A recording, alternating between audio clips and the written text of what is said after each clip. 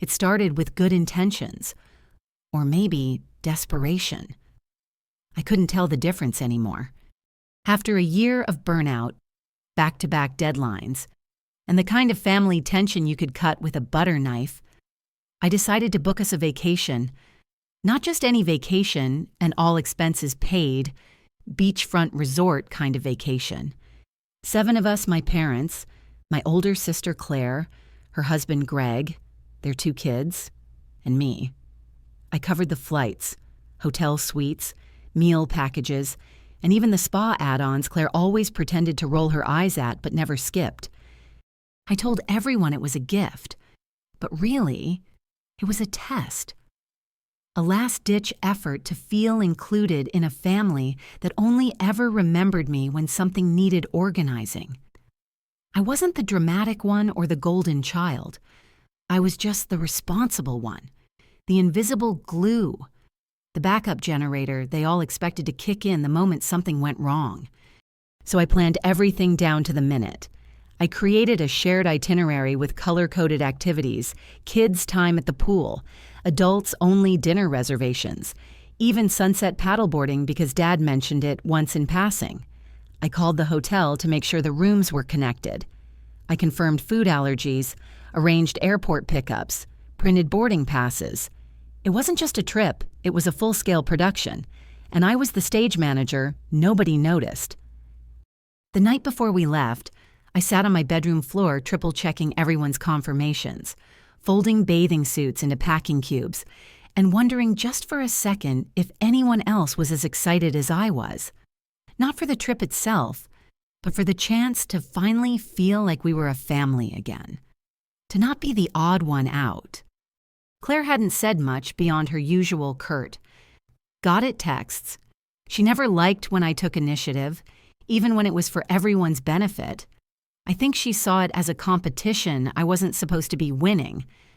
But I shrugged it off. This was going to be the trip where things changed. I could feel it. So when I zipped up my suitcase that night, I wasn't just packing clothes, I was packing hope. Hope that maybe if I did everything right, they'd finally see me. The first day was perfect, almost suspiciously so. Blue skies, ocean breeze, the kind of photo-worthy moments that made it seem like we were the picture of a loving, well-adjusted family. We checked into the resort. Everyone oohed and awed at the view.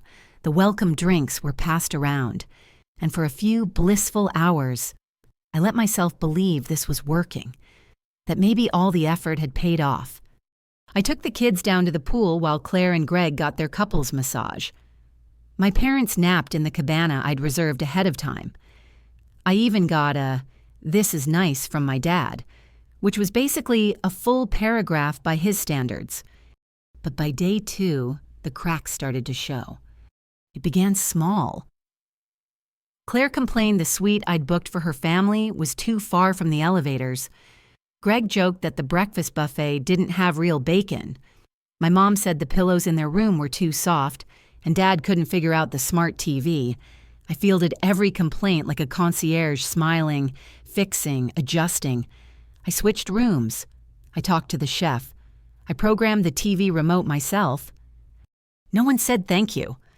I tried to brush it off. Families complain. That's normal. But then came the comments that weren't about the vacation. They were about me. At the pool, Claire laughed when I wore a swimsuit instead of my usual cover-up. "Bold choice," she said, barely looking up from her magazine. During dinner, she rolled her eyes when I ordered a cocktail and muttered something about how some people always need to be the center of attention. When I offered to take a walk with her after dessert, she waved me off with a tight smile. "I'm good. Enjoy your solo sunset." I wasn't imagining it. She was cold, curt like my presence alone was inconvenient. The others didn't seem to notice. Or if they did, they didn't care enough to step in. But I kept showing up, kept adjusting the itinerary, kept making sure the kids had the snacks they liked, that sunscreen was packed, that spa times didn't overlap with dinner. I even rescheduled my own massage to watch the kids while Claire got hers extended. And still nothing. No warmth, no acknowledgement, just this slow, steady shift in atmosphere, like I was intruding on a party I paid for. By the third night, it hit me I was working the vacation I planned. The logistics, the emotional management, the effort, none of it was for me. I was the unpaid staff again, just in flip-flops this time. But what really started to sink in wasn't that I was unappreciated. I was used to that. It was the realization that they didn't see me at all. Not as a person, not as family, just as a service. So I smiled through one more group photo, refilled one more glass of lemonade for a child who wasn't mine, and went to bed early. The next night would be my breaking point. But at the time, I didn't know that. I still believed I could turn it around. I still thought maybe, if I just did one more kind thing, said one more selfless yes, they might finally treat me like I belonged. The fourth night was supposed to be special.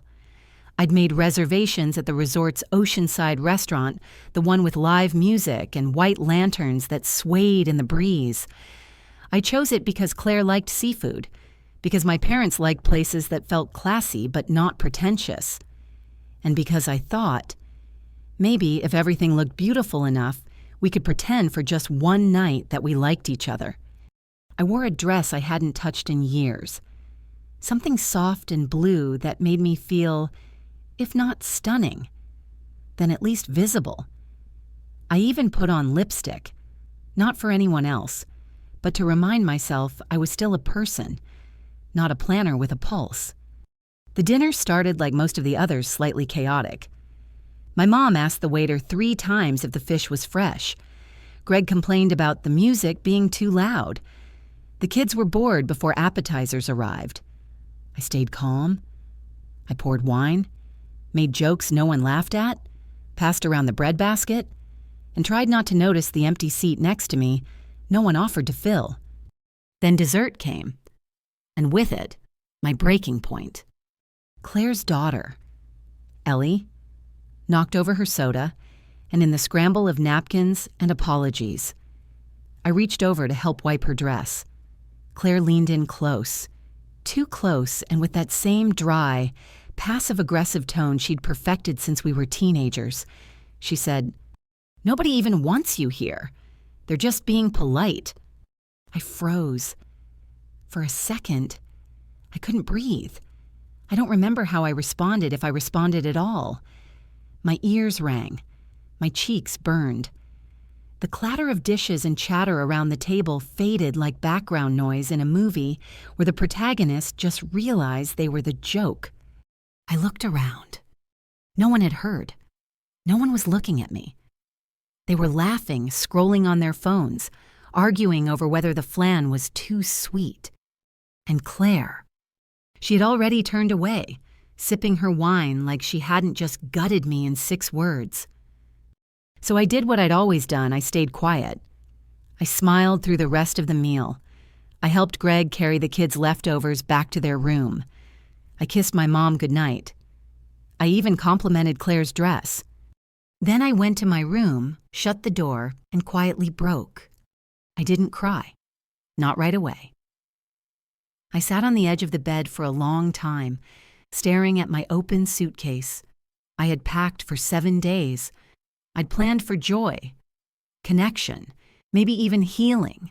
Instead, I'd spent 4 days being dismissed, ignored, and now finally told outright that my presence was unwelcome. I folded each item of clothing like I was folding away a version of myself I no longer wanted to carry. The agreeable sister, the generous daughter, the human doormat. By midnight, my suitcase was zipped and waiting by the door. I booked an early flight and scheduled a ride share for 5. I didn't leave a note. Just erased myself from the rest of the itinerary. They'd figure it out, or they wouldn't. I didn't care anymore. The next morning, I wheeled my suitcase through the lobby, still half in a daze. The air was thick and humid. and the sunrise over the ocean felt like an insult too beautiful for the mess unraveling inside me. Then I heard it. Excuse me, miss, wait." I turned. One of the hotel staff was jogging toward me, holding a small envelope. "We were asked to give you this," she said, a little breathless. "It was dropped off at the front desk last night." I frowned. It wasn't from the airline. Not a bill. Not a room service mistake. It was handwritten. My name in uneven, slightly wobbly letters. I opened it right there in the lobby, suitcase handle still clenched in my fist. Inside was a note, and what it said made me stop walking entirely. The note was written in thick, purple marker, the kind that bleeds a little when pressed too hard. It was on hotel stationery, folded unevenly, and it smelled faintly like bubble gum. Inside, in large, unsteady handwriting, it read, "Auntie Maya, please don't go. You're the only one who makes me feel safe. Ellie." I stared at the words for a long time, blinking like they might shift into something else, something less raw. But they didn't. Tucked inside the paper was a crayon drawing. Me and Ellie sitting by the pool. I was holding a book. She had her stuffed dolphin in her lap. Above us, in shaky lettering, she'd written, "My favorite part of vacation." My throat tightened. The kind of ache that doesn't come from sadness, but from recognition, like someone had finally seen you clearly in a room full of people looking the other way. She saw me, all week, while the adults rolled their eyes and dismissed me like a glitch in their perfect vacation. Ellie had been watching. She remembered how I'd offered her my pink towel when she forgot hers, how I helped her fix the broken strap on her sandal, how I sat with her by the pool when Claire stormed off after a petty argument with Greg. She noticed it all, and somehow, in her quiet, 9-year-old way, she had gathered the courage to put it into words, words that no one else had the decency or clarity to say. I sat down right there in the corner of the lobby, the envelope still open in my lap. I didn't care that other guests were checking out around me or that a bellhop asked if I needed help with my bag. I just needed a minute. A real one. Not the kind of break I gave myself between obligations. A moment to feel this.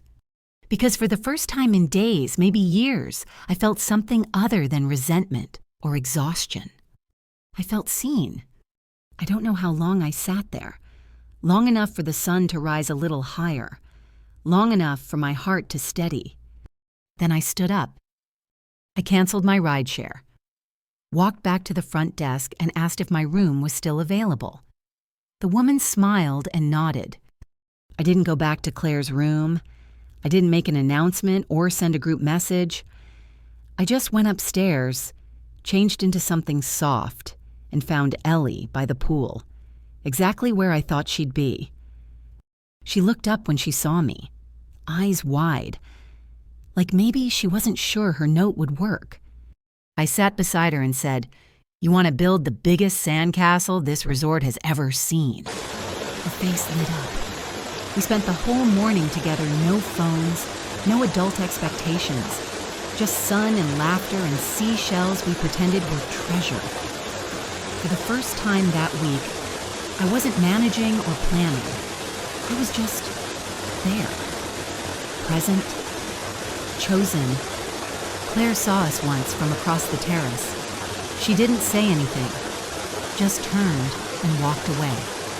And I let her. Because the truth hit me harder than her words ever did. I wasn't the problem. I was the mirror.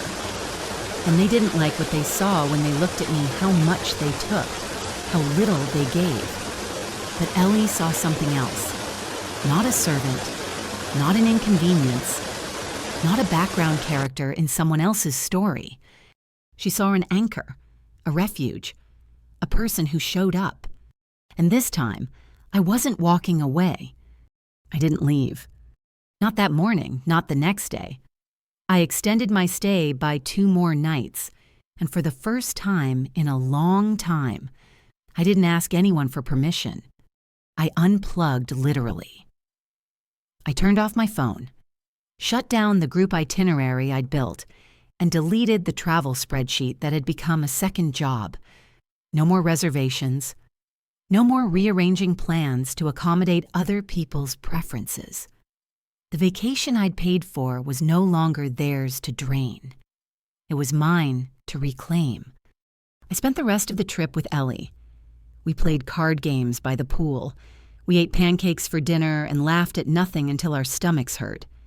She braided my hair while I read her stories. We got sunburned, messy, happy. Claire never came to find me. I don't think she knew how to say sorry, and I no longer needed her to. I wasn't staying for her. I was staying for the small voice in the back of my heart that whispered, "You deserve peace too." On our last night, Ellie gave me a tiny seashell with a crack down the middle. She said, "It's broken, but it still shines in the sun, just like you." I smiled, tucked it in my suitcase, and promised to keep it somewhere safe. And I have. I didn't leave that resort feeling angry.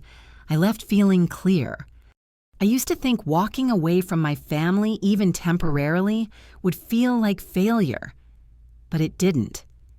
It felt like coming up for air after years of holding my breath.